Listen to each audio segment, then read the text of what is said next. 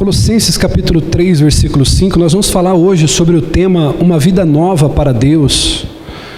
Eu tenho certeza que o sermão de hoje ele irá falar muito ao teu coração, se assim o seu coração estiver disposto, disponível. Capítulo 3, versículo 5, quem achou diga amém. Diz assim o texto: assim, façam morrer tudo o que pertence à natureza terrena de vocês: imoralidade sexual, impureza, paixão, desejos maus e a ganância, que é a idolatria. Versículo 6, eu quero que você leia comigo bem alto e bem forte, acompanhe no telão aqui, 1, 2, 3. É por causa...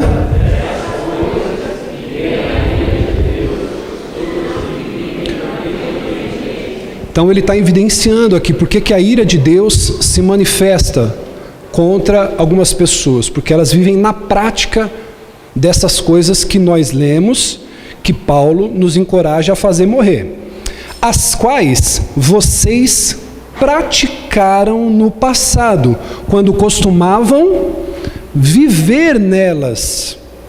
Agora 8, mas agora abandonem todas estas coisas: ira, indignação, maldade, maledicência, linguagem indecente no falar. Linguagem indecente no falar. Não mintam uns aos outros, visto que vocês já se despiram do velho homem com o conhecimento, com as suas práticas. Versículo 10. E se revestiram do novo, o qual está sendo renovado em conhecimento à imagem do Criador. 11. Nessa nova vida já não há diferença entre grego, judeu, circunciso, incircunciso, bárbaro, cita, escravo e livre, mas Cristo é tudo e está em todos, e você diga graças a Deus. Tome o seu assento, por gentileza. Deus abençoe a vida de todos. Eu quero falar sobre isso com vocês nessa noite, uma nova vida para Deus. O Senhor nos chamou para vivermos em novidade de vida, Ele nos chamou para vivermos o novo, e toda pessoa que é salva por Jesus, ela deve se manter irrepreensível. Diga comigo, irrepreensível. Ô bispo, o que é uma pessoa irrepreensível? Uma pessoa irrepreensível é o que tem um coração ensinável. É alguém que aceita correção, é alguém que aceita ser instruído, é alguém que aceita ser ensinado, é alguém que aceita ser orientado. E Paulo ele está dando aqui uma admoestação à igreja de Colosso, para que eles abandonem essas práticas. Deixa eu dizer a primeira coisa para você logo no introito aqui desse sermão. Você precisa entender que existem certas coisas na sua vida que não dependem de Deus. E a primeira delas é abandonar o velho estilo de vida que você tinha. Não depende de Deus, depende de você. Paulo está dizendo assim: a evidência da sua maturidade está no seu compromisso em deixar o seu velho homem, em sepultá-lo, em abandoná-lo. Então aqueles que querem servir e aqueles que de fato são salvos por Jesus, eles devem viver de maneira irrepreensível, viver como verdadeiros filhos de Deus, no meio de uma geração inculpável, diz Filipenses 2,15, no meio de uma geração corrompida, perversa. O que vai evidenciar de fato que nós somos filhos de Deus, irrepreensíveis, é a nossa maneira de viver, é a conduta que a gente tem, é a maneira que a gente responde às coisas no dia a dia, é a maneira que a gente trata a esposa, trata o marido, trata dentro do trabalho, como a gente vive em comunidade. É isso que vai evidenciar. Um homem de Deus não é simplesmente o que prega a palavra muito bem, porque qualquer um que estude bastante, ele pode evidenciar os seus talentos. Ele pode usar as suas prédicas para poder fazer um sermão. Você pode pegar na política, muito bem, é um exemplo disso. Quantos usam uma prédica impecável, eles têm uma oratória maravilhosa, mas são homens corrompidos, são homens que são amantes de si mesmos, homens que são amantes dos seus próprios desejos e interesses. Então, bispo, o que evidencia nos dias de hoje um homem de Deus? Não é o seu desenrolar com o microfone na mão. Não se engane, querido, que as profecias e as revelações, como diz em 1 Coríntios, capítulo 13, onde fala do amor, só restarão o quê? De tudo restará o amor. E se eu não amar, como a Bíblia me ensina que eu devo amar, eu vou ser como aquele sino que retina, que soa, mas vazio por dentro. Então, a verdade é que quando eu faço uma leitura sobre a vida dos homens para encontrar um filho de Deus que vive de maneira sincera, que vive de maneira inculpável no meio de uma geração perversa, eu preciso observar os frutos que essa árvore tem. Se ele mentia, ele não mente mais. Se ele se prostituía, ele não se prostitui mais. Se ele era ladrão, ele não rouba mais. Pelo contrário, ele trabalha, dizima, oferta e ajuda o pobre. Então, querido, para que a gente possa viver de maneira que as pessoas olhem e nos vejam como os filhos verdadeiros de Deus, nós temos que ter sobre a nossa vida uma palavra chamada autenticidade. Sim ou não? Nós temos que ser autênticos. Nós temos que ser autênticos. E segundo o dicionário da língua portuguesa, autenticidade é aquilo que é fidedigno, que pertence ao autor a quem se atribui. Aquilo que é verdadeiro, real, legítimo, genuíno. Então, para que eu possa ser um verdadeiro filho de Deus, eu tenho que ter a autenticidade de Cristo, ou seja, eu tenho que ter na minha vida as marcas da vida de Jesus. Isso tudo aqui vai passar. Tudo que nós estamos construindo, isso vai ficar com o tempo. A Bíblia diz que a vida do ser humano é como um sopro. E nós devemos pensar naquilo que é eterno. Nós devemos colocar em xeque as nossas vidas e pensar, talvez você está hoje aqui com financiamento da casa, financiamento do carro, talvez você hoje está aqui com problemas de sociedade, financeiro, emocional, conjugal, não importa como você entrou aqui, quais são as demandas, mas a Bíblia ela vai nos dizer que uma das características de que somos filhos não é de que frequentamos a igreja. Não se engane com isso, por favor, me ouça bem. Não se engane com o fato de você dizer, ufa, agora eu congrego em uma igreja, eu faço parte de uma comunidade. Isso não garante salvação a ninguém. O que vai garantir o teu passaporte para a eternidade, primeiro, Efésios 2:8, salvo pela fé, salvos pela graça. E isso vem mediante a fé. É dom de Deus, não dos homens. Amém, ponto. Mas existe algo que depois que a graça entra sobre a minha vida, que se chama regeneração. Todo aquele que é salvo é regenerado. Não existe salvação sem regeneração. Então, se a pessoa está dentro da igreja, mas não está regenerada, ela não está salva, ela está convencida, ela não está convertida. E o que a gente vê muito por aí são pessoas convencidas, não convertidas. Talvez nós precisamos fazer uma análise hoje. Será que eu estou convertido ou convencido? Convencido de que estou salvo, mas não estou convertido. Então o cristão, ele deve ter as marcas de Jesus. Quando as pessoas olham para você, elas devem ver, talvez em maior grau, em menor grau, mas elas devem olhar para você e ver em Cristo. Então quando a gente olha para Jesus, a gente vê algumas marcas que Jesus tinha que precisamos ter. A primeira delas, Jesus andou fazendo bem. Atos capítulo 10, versículo 38. Como Deus ungiu a Jesus de Nazaré com Espírito Santo e poder, e como ele andou por toda parte fazendo bem e curando todos os oprimidos pelo diabo, porque Deus estava com ele. Então a primeira marca que evidencia um filho de Deus é de que ele anda fazendo bem. Agora preste atenção, a palavra andar, ela não simboliza algo que seja esporádico, ela simboliza algo que é uma característica de vida. É uma pessoa que faz o bem no casamento, é uma pessoa que faz o bem andando com os filhos, é uma pessoa que faz o bem na empresa que trabalha, é uma pessoa que faz o bem na empresa que ele administra.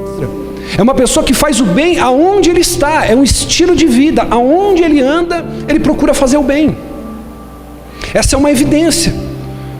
Então essa característica, ela precisa ser latente sobre a minha vida e a tua vida. E eu quero refletir com você, será que por onde você anda, por onde você passa, você deixa rastros de bondade? Você tem sido bom para a tua esposa, para o teu marido? Você tem sido bom para o seu patrão? Você tem sido bom para os seus funcionários? Você tem sido bom para a empresa que trabalha? Você tem sido bom para a sua comunidade, para a igreja que você pertence? Jesus, a missão de vida de Jesus em terra era fazer o bem. Tanto é que ele resistiu de maneira veemente aos religiosos da época. E ele fez bem ao que? A prostituta, a mulher pega em adultério. A mulher, ela foi encontrada em adultério, ela foi apanhada e a lei determinava que ela deveria ser apedrejada. Deixa eu te dizer uma coisa, se aqueles homens apedrejassem, matassem aquela mulher, não seria imputado culpa a eles. Você sabia disso? Eles não seriam imputados de culpa, porque a lei permitia que fosse assassinado aquele que fosse pego em adultério. Mas Jesus andou fazendo bem, ele disse assim: olha, vocês podem apedrejar, aquele que não tiver pecado pode atirar a primeira pedra. Então uma evidência que nós devemos ter é andar fazendo bem. A Bíblia diz que bem-aventurados serão os pacificadores, porque eles verão a Deus. Mas quando chega uma fofoca, quando chega alguma coisa maldita para você, que você não sabe se é verdade ou não, será que você reproduz, passa para frente? Será que você é aquele tipo de pessoa, não, fulano é meu amigo, se pegou birra com meu amigo, eu também tenho birra? Não, seja imparcial, seja um pacificador. Seja alguém que ande como Jesus andou, fazendo bem. Existem pessoas que estão fazendo mal ao seu próximo e dizem que são cristãos. Ele não é convertido, ele é convencido. Ele está dentro da igreja, mas ele faz picuinha. Irmão, deixa eu falar uma coisa para você. Aqui na nossa igreja nós estamos há 6 anos já aqui, sem nenhum tipo de escândalo, nenhum tipo de problema, nem nenhuma evidência, querido, de comportamento inadequado com a nossa liderança. Mas eu já presenciei, participei de igrejas, irmão, que o pastor, para não perder membro, ele se finge estar possuído pelo Espírito Santo para dizer: ó, se você sair daqui, você vai capotar seu carro, você vai morrer, vai acontecer alguma coisa na tua casa. Irmão, isso não é bíblico, isso não é de Deus. A vida de um pastor direcionada pelo Espírito Santo de Deus não é para amaldiçoar, é para abençoar. O rebanho não é meu. Ô bispo, eu estou insatisfeito de estar congregando aqui. Querido, sai debaixo de bênção, vai ser bênção em outro lugar. As ovelhas não são nossas. Agora o que a gente vê, quantas pessoas estão fazendo mal ao próximo, estão dizendo que são cristãs? Quantas pessoas estão vivendo enganadas? Quantas pessoas estão vivendo de maneira errada? Olha só o que diz Tiago, capítulo 4, versículo 17. Pensem nisto: pois quem sabe que deve fazer o bem e não faz, comete pecado. Quem sabe que deve fazer o bem e não faz, comete pecado.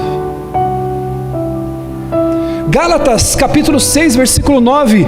E não nos cansemos de fazer o bem, pois no tempo próprio colheremos, se não desanimarmos. Aqui fala de perseverança. Eu não posso ter uma mentalidade que as pessoas têm lá fora: eu só vou fazer o bem para quem fizer o bem para mim. Não, Jesus andou fazendo bem. Uma característica dos filhos de Deus é: não importa o que vão fazer para mim ou não, eu continuo fazendo. Olhe para quem está do seu lado e diga assim: você entrou aqui essa noite para entender só uma coisa: continue fazendo bem, porque cada um só planta a semente que tem.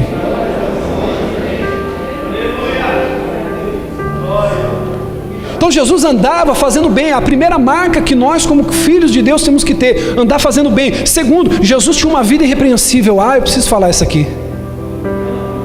Não vou falar não, deixa.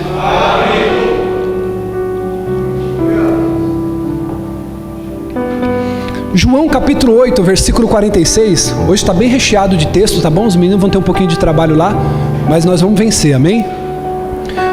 Fica alguém aí ligadinho no notebook. João 8,46. Olha o que Jesus vai dizer: qual de vocês pode me acusar de algum pecado?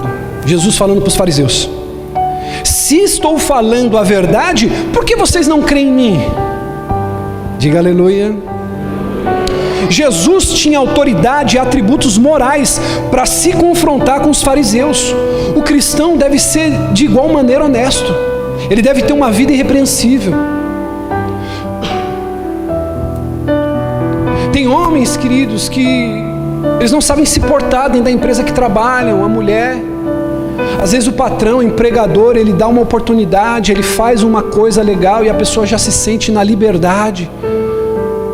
Quantas pessoas, queridos, que estão dentro da igreja, estão dizimando, ofertando, mas quando tem oportunidade, rouba dentro da empresa. Aí fala, poxa, mas Deus não me abençoa, eu estou dizimando, eu estou sendo fiel nas ofertas, nos dízimos, mas não está acontecendo, porque você está sendo uma pessoa reprovada dentro de onde você trabalha. Você tem o seu negócio, aí você compra um produto por 10, você vende ele por 30, por 40, por 50, você usa de usura para enganar o próximo.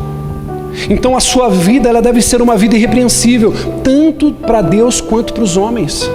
Nós devemos nos esforçar ao máximo para isso. Isso deve ser uma meta de vida máxima que a gente deve igualmente ser como Jesus. Ele disse assim, olha, quem de vocês tem alguma coisa para acusar contra mim? E a caminhada do homem de Deus, da mulher de Deus, ela deve ser dessa mesma maneira. É claro, querido, que nós temos tropeços, é claro que nós temos falhas, isso é uma coisa comum a qualquer ser humano. Todos nós temos áreas de fragilidade, sim ou não? Todos nós temos áreas de carência, nós temos áreas de fraqueza. Mas o que nós devemos nos esforçar dia após dia, é como ele diz, fazer morrer a nossa velha natureza, o nosso velho homem, para que a gente possa viver essa nova vida. Abre para mim 2 Coríntios capítulo 8, versículo 21. Tem pessoas que dizem assim, bispo, eu não sei por onde começar a minha vida com Deus, a minha caminhada. Tem pessoas que pensam que é se trancar dentro da igreja. Tem pessoas que pensam que é estudar a Bíblia até não aguentar mais, é ir subir ao monte e sair de lá só quando vê anjo pulando e cantando. Não! O seu maior desafio está em 2 Coríntios capítulo 8, versículo 21. Pois estamos tendo o cuidado de fazer o que é correto, não apenas aos olhos do Senhor, mas também aos olhos dos homens. Então eu devo ser correto nas minhas negociações, eu devo ser correto nos meus relacionamentos, eu devo ser correto nas minhas transações financeiras, eu devo ser correto nos meus compromissos. Uma das coisas que eu digo aqui, e eu falo nas minhas palestras, eu falo nos meus treinamentos, uma das coisas que mais queima a imagem de um líder é a falta de compromisso. É o cara que fala que chega às 8, mas chega às 8h05. É o camarada que fala que vai fazer, mas faz pela metade, não faz por completo. Isso, querido, queima a imagem de qualquer pessoa descomprometida. Deixa eu dizer algo para você, anote bem grande isso em qualquer lugar. Deus não realiza coisas grandes com pessoas descomprometidas. Deus não realiza coisas grandes com pessoas comprometidas, descomprometidas. Então, olha o que Paulo vai dizer. Nós estamos trabalhando e tendo cuidado de fazer o que é certo, não só diante de Deus, mas diante dos homens. Porque a palavra convence, mas o testemunho arrasta. Sim ou não?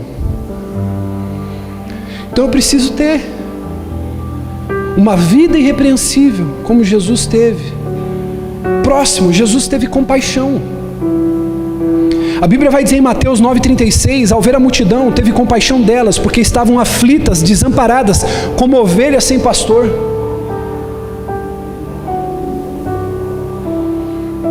Esse texto aqui ele se dá exatamente ao fato de que João Batista acabou de ser decapitado.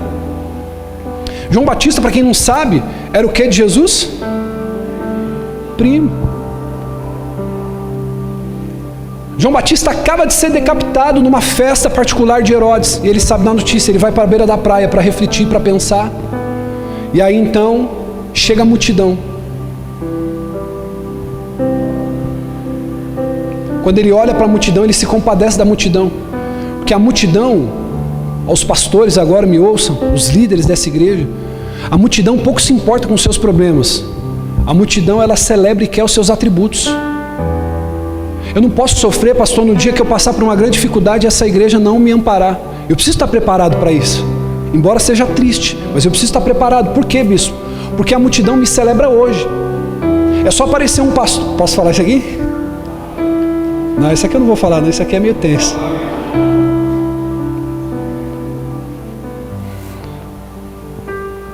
É só aparecer um pastor que pregue melhor, que invista mais dentro da igreja, que muitas ovelhas, elas saem por interesse, elas não congregam por propósito, por aliança.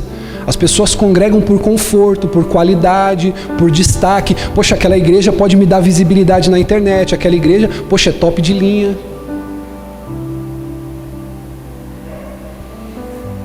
Então Jesus, quando olhou para aquela multidão, ele teve compaixão. Então eu entendo que a igreja deve ter compaixão com os pecadores. Uma das evidências de que eu sou um filho de Deus, eu tenho que ter compaixão com os pecadores. Eu devo sair ao encontro de quem está perdido, de quem está vivendo no mundo sem salvação. A igreja ela deve amar os perdidos. Quando nós perdemos, quando as paredes dessa igreja for mais importante que as almas que estão lá fora, nós estamos lenhados. Você entrou hoje aqui com um problema, eu entendo, nós vamos orar para que Deus ele te ajude, mas algo dentro do seu coração precisa queimar dia após dia, que é o quê? É os perdidos. Quantos que foram feridos pela própria igreja e hoje estão perdidos de novo? Quantos que estão aqui hoje talvez foram feridos e estão em processo de cura, em processo de restauração, foram abusados, enganados, foram colocados de lado. Então você precisa dessa compaixão. Então ao ponto que tem compaixão com você. Por isso que uma coisa que eu não aceito dentro dessa igreja é qualquer líder tratar mal qualquer ovelha, porque só eu como pastor sei o quanto eu choro pelas almas dessa igreja. Então não adianta em nenhuma esfera, nenhum líder tem autorização de gritar, de falar mal, de destratar, de poder ser mal educado, porque esse não é o tratamento do pastor da igreja com nenhum líder e com nenhuma ovelha, porque o Senhor nos ensina a ter compaixão. Eu vou te dizer uma coisa, só vai amar as vidas aqueles que choram por elas. Aqueles que pegam trem, ônibus, eles podem se amarrotar dentro da condução e não pode ficar pertinho dentro da igreja? Diga assim, está amarrado. Só pega o trem lotado, pega o ônibus lotado, pega o metrô lotado, aí chega dentro da igreja, ele não pode. Mas por quê? Às vezes a pessoa que não ama, que não tem compaixão pelo perdido, ele vai olhar e vai dizer assim, eu quero assistir meu culto tranquilamente, no conforto da minha cadeira.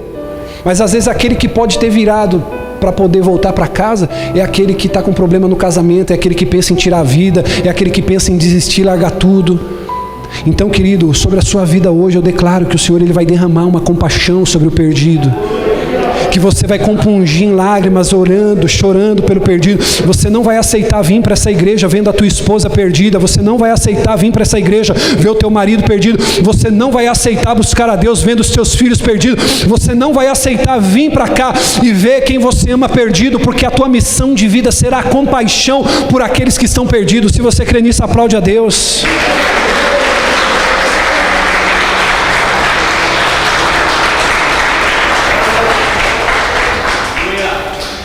Irmão, Jesus andou fazendo bem, tinha uma vida irrepreensível, teve compaixão pelos próximos. Jesus teve um crescimento padrão. Isso aqui é muito importante. Lucas 2,52 diz, Jesus ia crescendo em sabedoria, estatura e graça diante de Deus e dos homens.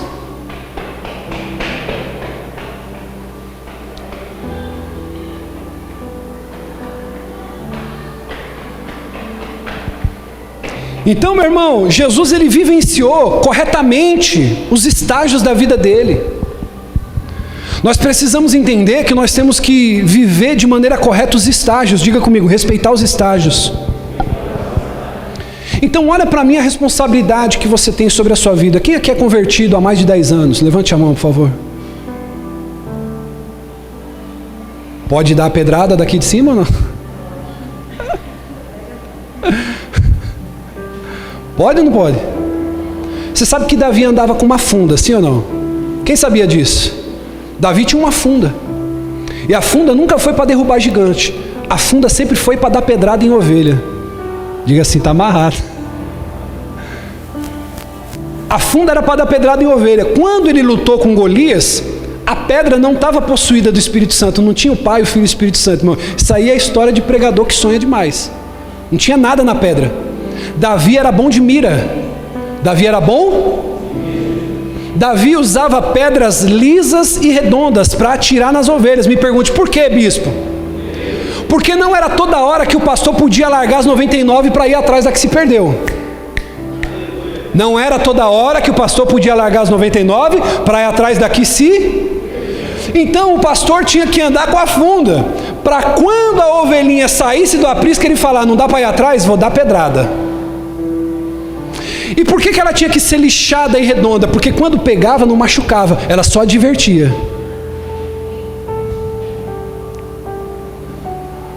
Então o que eu quero dizer para você, bispo? Eu já sirvo a Deus há mais de 10 anos.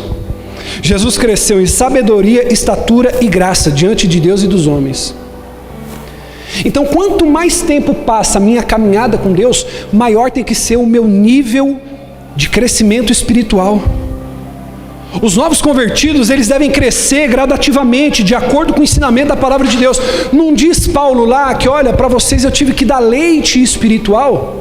Só que tem pessoas aqui que já estão se servindo de uma grande feijoada espiritual. Pessoas que podem olhar e ler, estudar sobre uma teologia mais profunda, sobre o fim dos tempos, enfim, doutrinas mais complexas.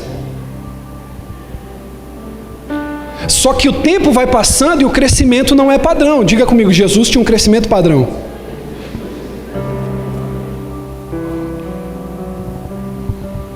O camarada tem 10 anos que serve a Deus, irmão. Ele não entende uma teologia simples do Espírito Santo. Se for perguntar para ele sobre a Trindade, ele não sabe de falar sobre o Pai, o Filho e o Espírito Santo. O camarada tem 10 anos, 15 anos servindo dentro da igreja. Você pergunta para ele o que está em Salmo 23, ele não sabe. João 3,16, ele não sabe. Salmo 91, ele até sabe, porque desde quando era católico estava lá o Salmo 91. Mas não sabe. Ele está dentro da igreja, mas não conhece nada. Ou seja, ele está convencido, ele não está convertido. Irmão, deixa eu dizer uma coisa para você. Seu crescimento tem que ser padrão.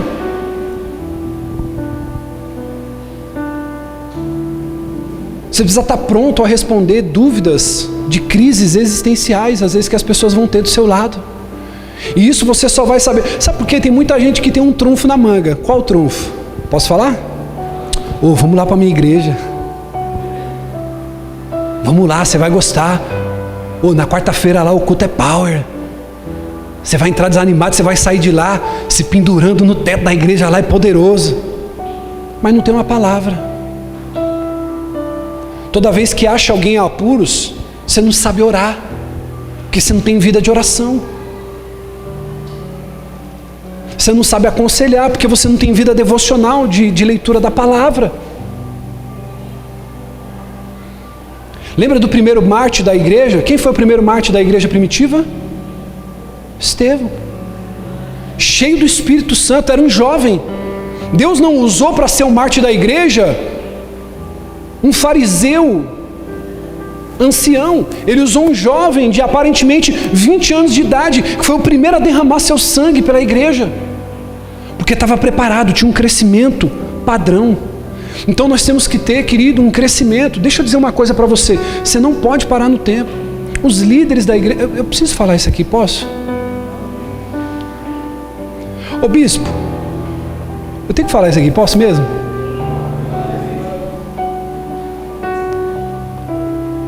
Eu vou falar. Tem pessoa que vem para a igreja, por exemplo, aí a pessoa traz um envelope e ela fala assim: meu Deus e meu Pai, se o Senhor me ajudar a sair dessa dívida, eu vou ser tão fiel a Ti. A pessoa dizima, oferta, sacrifica, e ela continua na pindaíba. Me pergunte, por que, bispo? Eu vou fazer uma pergunta aqui, talvez pode ser um pouco ofensiva, mas a ideia não é ofender, é provocar. Quem hoje aqui tem dificuldade financeira? Não estou falando que você deve, mas assim, bispo, eu poderia viver melhor. Quem aqui tem alguma dificuldade financeira? Levante a mão, de maneira franca, sincera. Isso. Começou a aparecer uns aí, levantou a mão. Deixa eu te fazer uma pergunta. Quantos livros você tem dentro de casa que te ensina sobre dinheiro?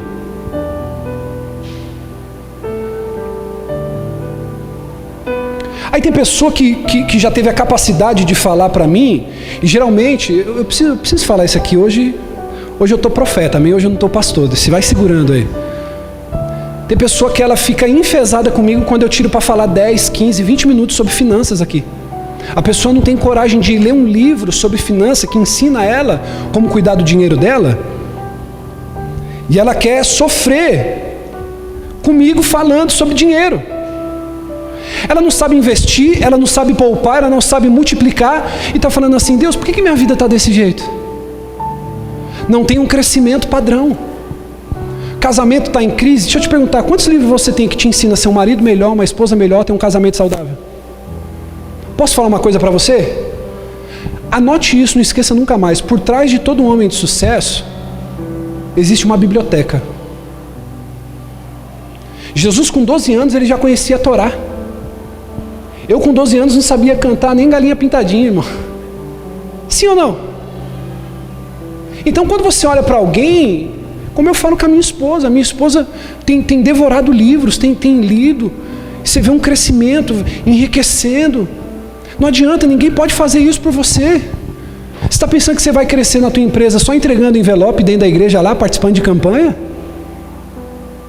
O ímpio estuda mais que você, o ímpio chega primeiro, sai tarde.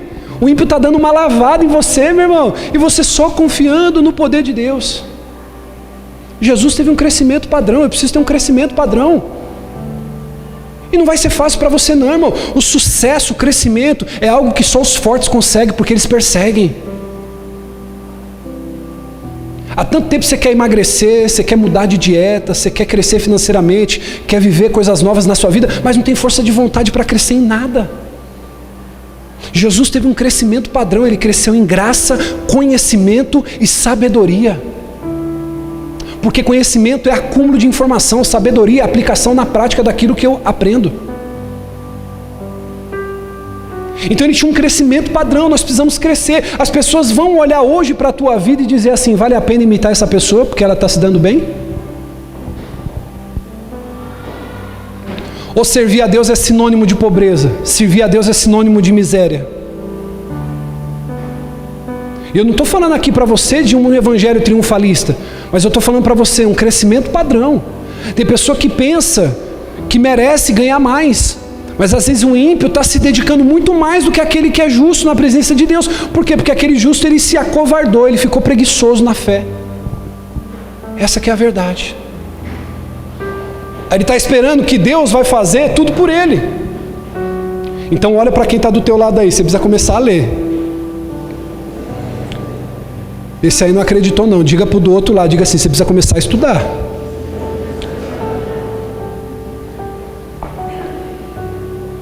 Você quer ganhar o que ninguém ganha? Faça o que ninguém faz.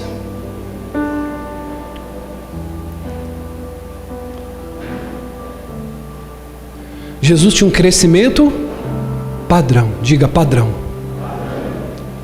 Ô bispo, eu quero ser cheio de Deus. Você precisa aprender a buscar o Espírito Santo. Ô bispo, eu quero crescer, prosperar financeiramente. Você precisa aprender os caminhos da prosperidade. Tem gente que quer prosperar, mas não acredita que merece a prosperidade, porque ela teve uma educação financeira que a bloqueou todinha na infância. Então precisa aprender a crescer. Eu tenho falado isso com a minha esposa, né, meu amor? Hoje, enquanto a gente tomava café, quando a gente entregou o jejum, a gente tomando café, eu falei para ela, a gente aprende e morre burro. Falei para ela, eu já tenho uma vida de estudo já de pelo menos 16 anos que eu leio. Eu estudo há 16 anos.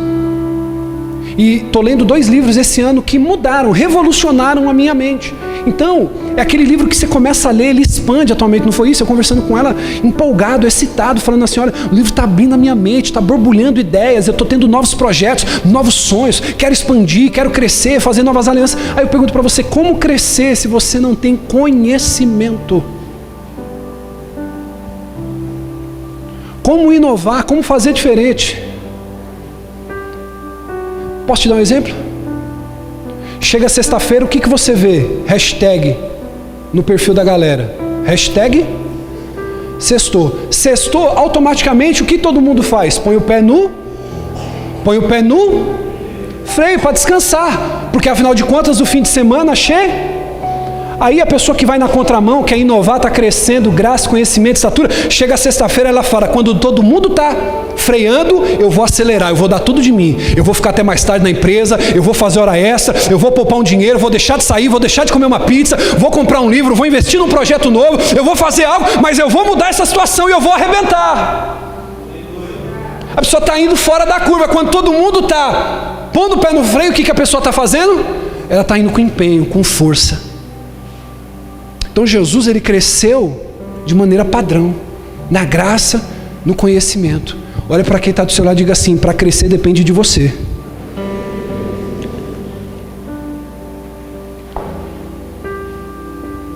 Depende de você. Amém? Próximo, Jesus ele tinha uma autoridade inquestionável. Ele tinha autoridade para expulsar demônios. Mateus capítulo 4, versículo 10, ele está no deserto e ele é tentado pelo diabo. No versículo 10 diz: Jesus disse-lhe: retire-se, Satanás, pois está escrito, adore o Senhor o seu Deus e só a ele preste culto. Então o diabo o deixou e os anjos vieram e o serviram. Ou seja, ele repreendeu o diabo. Ele diz assim, ó, se retira daqui. E o que o diabo fez? Ele saiu. Ele tinha autoridade. Agora, irmão, quanto crente sem autoridade? Não vale rir, meu amor. Mas você lembra daquela situação que a gente foi visitar uma família? Eles contaram aquele episódio triste que uma mulher de quase 2 metros ficou endemoniada. Aí eles pegaram 1 litro de azeite galo, quase R$20, irmão. Amarrado, demônio, jogando na cabeça da mulher assim, ó, vai expulsar o demônio. Aí gastaram 1 litro de azeite. E eu falei pro infeliz assim, nunca diga que você congregou comigo, viu? Você nunca foi minha ovelha.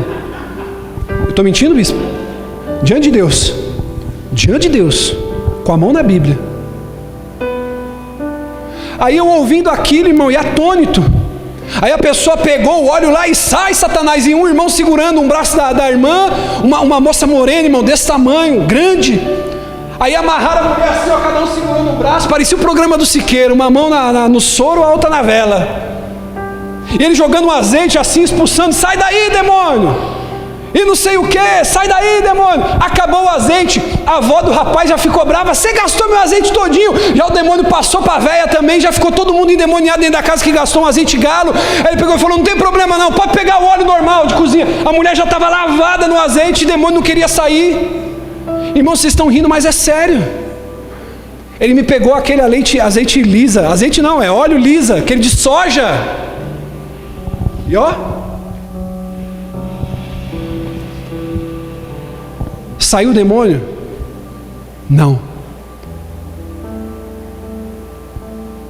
Porque o demônio ele só sai com alguém que tem autoridade. E o Senhor nos deu essa autoridade também. Marcos capítulo 16, versículo 17. Ele nos revestiu dessa autoridade. Aí, irmão, graças a Deus aqui não tem esse negócio de... Você não vê, terminou o culto, gente vem pedir oração, tem casos específicos, e isso é louvável. A gente ama orar por casos específicos. Mas a gente não tem essa cultura de fazer aquele corredor da oração do profeta, do homem de Deus. Você já viu que aqui não tem homem de Deus, profeta? Irmão, hoje de manhã teve batismo, a coisa mais linda. Minha esposa até brincou, o bispo não quis entrar na piscina nesse frio não foi isso não, irmão. Foi a primeira vez que os meninos fizeram batismo aqui, felizes da vida. Felizes. E eu louvo a Deus, sabe por quê? Porque cada dia que passa vai se levantando mais homens de Deus nesse lugar. Eu tive mal na quarta-feira, não pude vir. Liguei para o meu filho na fé, falei, Levi, você pode vir pregar? Ele falou, bispo, na hora, vamos arrebentar. Então, meu irmão, deixa eu dizer uma coisa para você. Jesus nos revestiu dessa autoridade. Mateus 16, 17. Estes sinais acompanharão os que crerem. Em meu nome expulsarão demônios, falarão novas línguas, pegarão em serpentes, se beberem veneno mortal, não fará mal nenhum. Imporão a mão sobre os doentes. Agora, eu preciso ter autoridade para isso. Preciso ter autoridade. A gente já teve caso aqui, como a gente já falou, que Deus curou AIDS. E a gente não pôde testemunhar, porque a pessoa ela quis prevenir a identidade dela. Ela falou, bispo, eu não vou me expor. Uma pilha de exame assim, ó. Você sabe, para comprovar o vírus HIV, a pessoa tem que fazer no mínimo 3 testes. Eu não sei se você sabe disso. Ela fez os 3. Aí a pessoa ia entrar no tratamento do coquetel. Lembra disso, bispo? 11h40 da noite, o telefone tocou. Irmão, o telefone do pastor tocou depois das 10 da noite. Você sabe que é B.O. Bispo, preciso conversar. Falei, meu amor, se prepara que a bucha é grande. A pessoa nos procurou, fez os 3 exames, HIV comprovada, ia entrar com uso de coquetel. Aí quando foi entrar com os coquetel, deu um problema, falou, tem que repetir os exames. Aí foi lá, deu negativo o 4º exame. Aí falou, mas não está tão fácil assim, você vai ter que repetir o processo. Aí foi lá e fez mais 2 exames. Para a glória de Deus, hoje é doadora de sangue a pessoa. Ele deu autoridade. Agora, irmão, nós oramos e Deus fez. E não foi aquela oração que ela veio aqui assim, eu impus a mão assim, ó, todo mal sai no nome de Jesus. Não, nós estávamos em lágrimas, nós estávamos em clamor a Deus. Não foi uma coisa instantânea. Agora, nós temos autoridade para isso. Você precisa entender que as pessoas vão olhar para você e vão dizer assim: ela tem autoridade, ele tem autoridade. Agora a pergunta é: eu sirvo a Deus, mas quando tem um demônio, quando tem um capeta cirandando lá, eu preciso ligar para o pastor, eu preciso ligar para o líder da oração, eu preciso ligar para o líder do louvor? Ou eu mesmo vou lá e dou conta do recado porque eu estou revestido de autoridade? Eu ando como Jesus andou. Então a primeira coisa, para andar como um filho de Deus, eu preciso ter as marcas, diga, as marcas de Jesus. Só que para eu ter essas marcas, eu preciso te falar algumas verdades agora, e eu não quero aqui ofender você, mas você precisa abrir o teu coração para o Espírito Santo te ministrar, amém?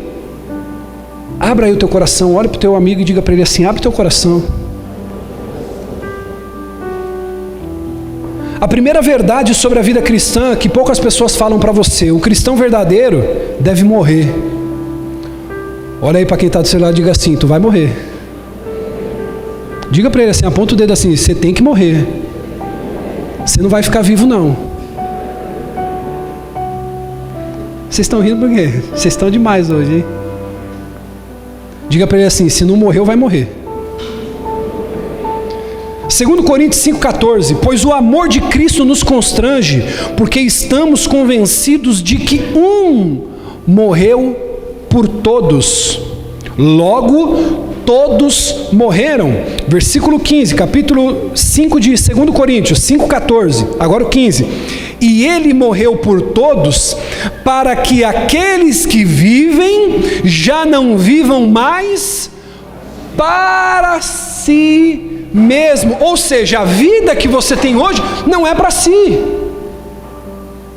Então, por exemplo, quantas vezes a diaconisa Juliana deixou filho em casa, deixou marido em casa para vir aqui cantar, para vir servir, para vir ofertar, para vir dizimar, porque ela já não vive mais para ela. Nossa diaconisa Nath deixou lá o bebezinho de dias, não tem nem 30 dias ainda, mas veio hoje para cantar, para servir. Quantos de nós nos sacrificamos, deixamos nossas coisas, porque nós entendemos que já não vivemos mais para nós mesmos? E se você continua vivendo para si, para os seus sonhos, para os seus projetos, você precisa morrer, infeliz. Tu está vivo demais ainda. Olha para o teu irmão aí e diga para ele assim: tu vai morrer.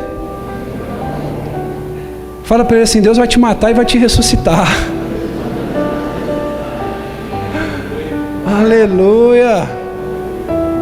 Tem que morrer, você não vive mais para si. Mas olha o que diz o final do texto após a vírgula: mas para aquele que por eles morreu e ressuscitou. Então a primeira verdade sobre a vida cristã é que eu não vivo para mim mesmo, eu tenho que morrer. Olha para mim, quando eu falo morrer, não é que você vai ter um treco não, tá bom? Fica tranquilo, diga ufa. O seu velho homem tem que morrer. Os seus desejos, suas paixões precisam morrer. E posso te falar uma coisa? É você que tem que fazer morrer. É você que tem que matar, você que tem que sepultar. Eu preciso morrer para a prostituição. Eu preciso morrer para os pecados da área sexual. Eu preciso morrer para as impurezas. Mesmo que impureza? Os vícios que contaminam o meu corpo, o meu organismo. Eu preciso morrer para essas coisas. Preste atenção que Deus não vai fazer nada por mim nessa área. É eu que preciso matar. Por que tem muitos cristãos que não estão vencendo? Porque eles não conseguem matar a sua carne. Eles precisam morrer para a cobiça. Crentes cobiçosos, irmão. E deixa eu dizer que atrai com maior força os desejos da sua natureza. As pessoas que cobiçam. A pessoa não tem saúde, precisa morrer para a avareza. Pessoas que amam os bens materiais. Tem homem, irmão, não é o caso de nenhum aqui, mas tem homem que você pode bater na mulher, mas se riscar no carro do cara, irmão, você arruma uma confusão. A mulher caiu cheia de sacola da feira, tropeçou, bateu a testa, quebrou 2 dentes, ele diz: não, tá tudo bem, vai ficar bom, mas se riscar o carro dele... Posso falar isso aqui? Se tocar no Xbox, no PlayStation dele...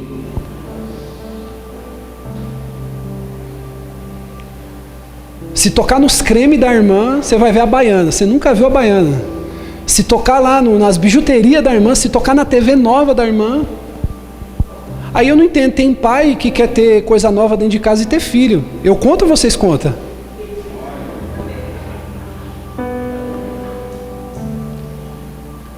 Tem criança pequena que sabe a aventura de descobrir as coisas, sim ou não?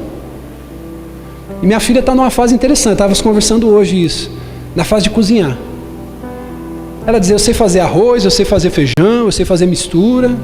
Eu estou com 36 tentando aprender, irmão, ela já sabe com 7. E aí, irmão, tem pessoas que elas, pela cobiça, pela avareza, pelo amor às coisas materiais, ao dinheiro, elas sobrepõem relacionamentos. Tem pessoas que entram em relação com usura. Você conhece alguém que entra na relação com interesse? Olha, Fabíola e o Wesley, eles podem trazer algum benefício para mim, então eu vou me aproximar, vou virar amigo. O famoso interesse. A pessoa pode proporcionar algo. Então eu preciso fazer morrer essa natureza. Eu preciso fazer morrer a ira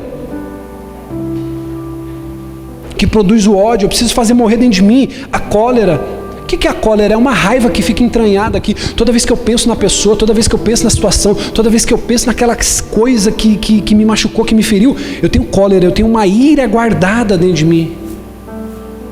Você tem que matar isso aí. Tem que morrer para malícia, morrer para maledicência, para mentira. Lembra o texto que a gente leu no começo? Eu tenho que fazer morrer as conversas indecentes. As conversas que não edificam, às vezes na roda da empresa, lá no trabalho, na faculdade, na escola. Aquele monte de coisa imoral e você participando daquilo, zombando, escarnecendo.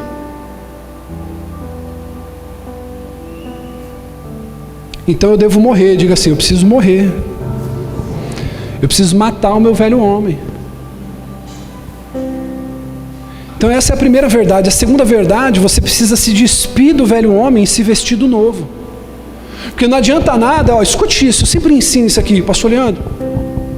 Ô bispo, o que é santificação? Tem pessoas que dizem assim, escute isso. Tem pessoa que diz assim, ô bispo, eu não roubo, eu não mato, eu não traio, eu não minto, eu não faço nada de mal para ninguém. Isso não é santidade. Isso não é uma vida com Deus. Isso se chama retidão. A pessoa deixa de fazer o que é errado.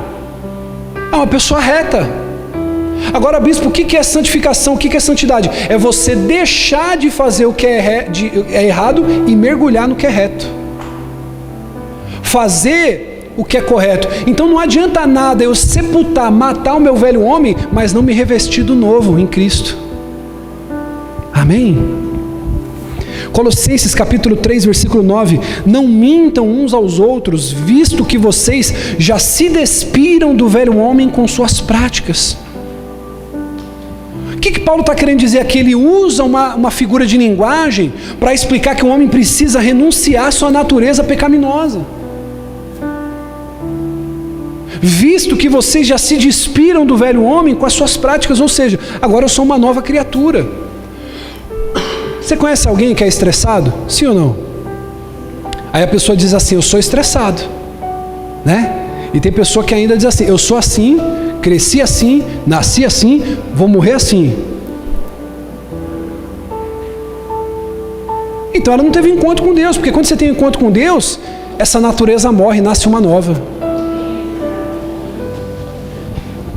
Irmão, esses dias, para ser mais preciso, essa semana, terça-feira, eu tive uma prova de que eu nasci de novo. Aconteceu uma situação que me afrontou de uma maneira tão grosseira. Na terça-feira, eu me senti tão desrespeitado com a situação que aconteceu, me senti violado. Aconteceu uma situação comigo assim, que eu me senti afrontado, de maneira frontal assim. Sabe aquela coisa que te pega no seu ego? Que te pega lá no âmago e você fala assim, mexe em qualquer área, mas não mexe nessa área. Sabe aquela área que está escondidinha ali? Você diz, eu sou crente, mas não pisa naquele calinho ali. Sabe? Pois é, meu irmão, foi lá naquele calinho que pisaram. Eu falei, Eu tinha duas opções. Primeira, ou rodar baiana e mostrar que eu tinha autoridade, que eu estava certo, ou me calar. E eu falei assim, eita Deus, eu nasci de novo, que eu me calei, consegui vencer. Porque pessoas do temperamento colérico igual o meu, elas são explosivas, elas são atiradas. Elas falam e depois pensam, elas agem para depois pensar. Tem o fleumático pensa, aí depois ele pensa, depois que ele pensou, ele pensa mais um pouco, aí depois que ele pensa, ele toma uma atitude. O colérico já não. Ele pensa, blá, blá, blá, blá, blá, depois ele pensa, ele fala, poxa, quem aqui já passou por isso? Aí você de certo passa para errado. Cansei de passar por isso, irmão, mas glória a Deus que eu nasci de novo. E aí a situação me afrontou, eu me calei, eu falei assim, essa situação não vai me controlar, eu vou controlar ela. Então eu preciso me revestir do novo. Eu preciso me revestir do novo. Olhe para mim, preste atenção, enquanto você não estiver disposto a se revestir de uma nova criatura, você nunca vai viver uma vida nova para Deus. Sabe para que você veio hoje aqui? Para você entender. Olhe para mim, levante a mão direita. Diga assim, da maneira que eu vivo, não dá mais para viver. Deus espera algo novo, para fazer algo novo em minha vida.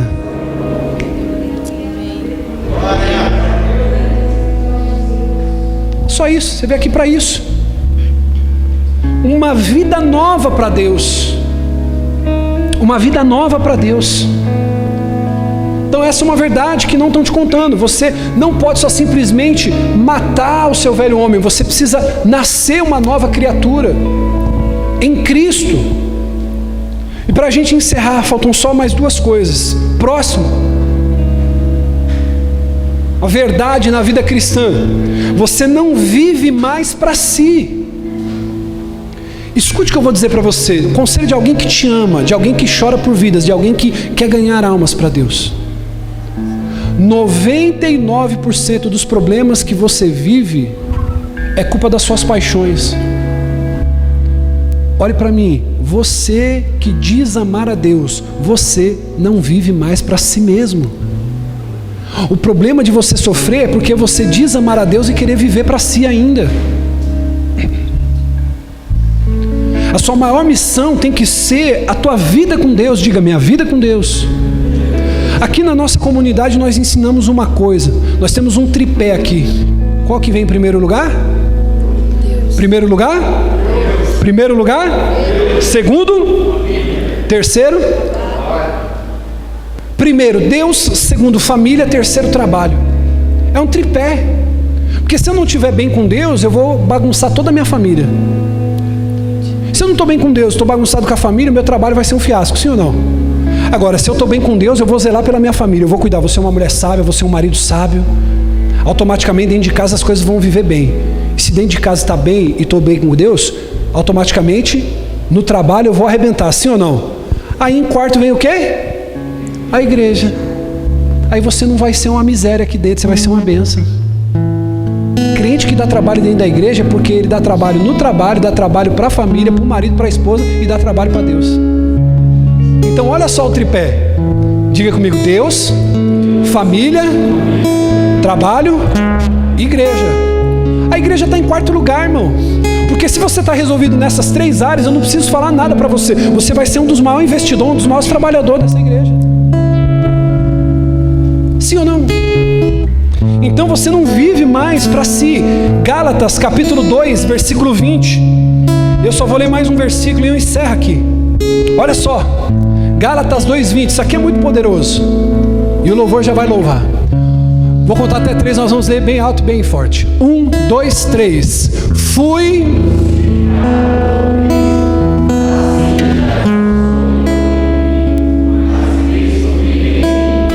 a vida que agora vivo no corpo, Filho de Deus, que me amou. Ou seja, ele está dizendo, eu já fui crucificado com Cristo e não vivo mais eu. Cristo vive em mim. Então eu não posso viver em função dos meus projetos egoístas. Eu não posso viver em função dos meus planos pessoais. E com isso eu não estou dizendo que você tem que ir amanhã pedir a demissão do seu trabalho, vender tudo que tem. Não, não é isso. Eu estou dizendo para você que você precisa ter uma vida santificada. E também não é como um monge viver lá em cima de uma montanha fazendo voto de pobreza. Não. Você precisa de fato investir mais na obra de Deus. Bispo, como? Investindo em andar em comunidade, em ajudar o seu irmão, em você ser bênção, em você ter utilidade, significância na vida do teu irmão. Irmão, deixa eu dizer uma coisa para você. O que leva uma pessoa a sair da igreja na maioria das vezes? Posso te falar o que é? Eu posso falar aqui mais do que qualquer outra pessoa. Sabe o que leva uma pessoa, diácono Gilei, diaconisa Vanessa, a pessoa sair da igreja? Geralmente problema de relacionamento, sim ou não? Ela teve problema com o irmão, com a irmã, sim ou não? O que te leva muitas vezes a pedir a conta da empresa que você trabalha? Você está sendo perseguido, você está tendo problema, estão te caluniando, estão te difamando, sim ou não? Agora a pergunta que eu faço para você: se você fazer parte de um lugar que é onde você tem mais pessoas que te amam do que pessoas que te fazem mal, na hora de você tomar a decisão, o que vai pesar? O que vai pesar? Vai falar, pô, tem uma pessoa que eu tive problema na igreja, mas eu amo 15, eu amo 20. Então essa vai ter que me engolir.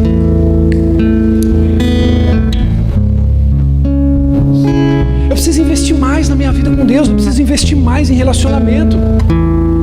É como nós temos falado nas quartas-feiras. Sabe por que as pessoas se frustram? Porque ela põe a fé dela na igreja, ela põe a fé no pastor. Tem pessoa que morre na fé dentro da igreja porque ela é amiga só do bispo, ela não é amiga dos irmãos. Aí quando ela está no momento difícil, o bispo não pode visitar. Outro irmão poderia, mas ele não tem vínculo afetivo.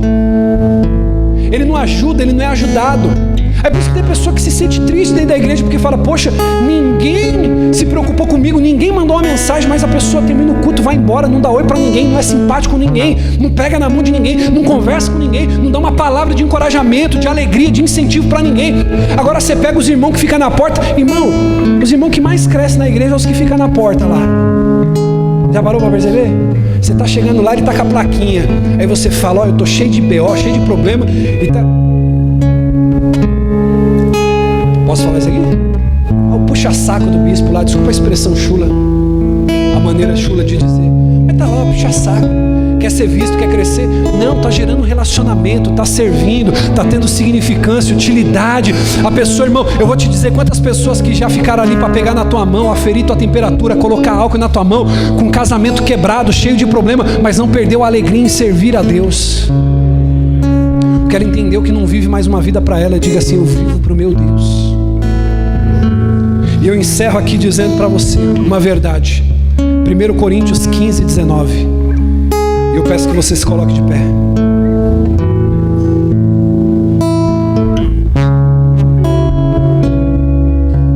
Existe uma unção aqui, quem crê nisso? Eu vou contar até 3. Vamos ler bem alto, bem forte. Você não vai ler falando, você vai gritar. 1, 2, 3. Se é somente...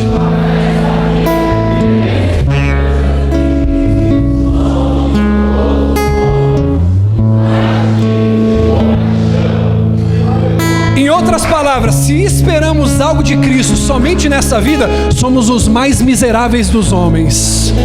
Bispo, o que o senhor está falando? Essa palavra talvez não é uma palavra que você veio esperando, mas é uma palavra necessária. Você precisa mudar de vida, fazer morrer tua velha natureza, viver uma nova natureza em Deus e esperar na eternidade. Então, falando um pouco demais do céu para você, existe um céu preparado para mim, um céu preparado para você, e você vai pisar nessa terra santa. Não espere de Deus somente nessa terra, existe uma eternidade com Ele, existe uma eternidade. Você que dança vai dançar na eternidade, você que canta vai cantar na eternidade, você que adora vai adorar na eternidade, você que o ama, você vai viver apaixonado pela eternidade. Deixa eu dizer uma coisa para você, guarde isso no seu coração: o céu não é para quem tem medo de ir para o inferno. É impossível viver na eternidade com Deus alguém que rejeitou Ele na terra. Irmão, eu vou dizer uma coisa para você. Como eu sonho com aquele dia que eu vou poder olhar para Jesus e dizer assim: Senhor, valeu a pena.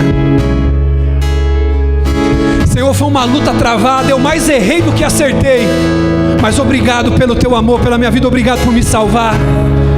Talvez você está aqui hoje dizendo assim: a minha salvação está tão distante, a minha salvação está tão longe. Bispo, eu estou vivendo tudo ao contrário do que o senhor está pregando. Mas eu digo boas novas para você, que Ele está pronto para te abraçar e te perdoar nessa noite. Não importa aquilo que você cometeu, não importa aquilo que você praticou. Ele está dizendo assim: se existir arrependimento nesse coração, eu entrarei e cearei com Ele e Ele comigo, e haverá salvação. Em nome de Jesus, irmão, você vai sair daqui dessa reunião hoje tomado de um espírito excelente.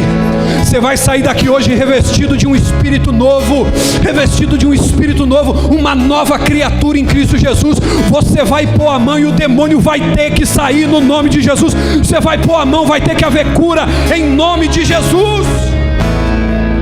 Quando as pessoas olharem para você, elas vão ver um reflexo de Cristo. Bispo, mesmo com as minhas falhas, mesmo com os meus dilemas, sim, porque existe um coração contrito e quebrantado. Olhe para mim, eu encerro aqui. Apocalipse 3:20. Eis que estou à porta. Eis que estou à porta.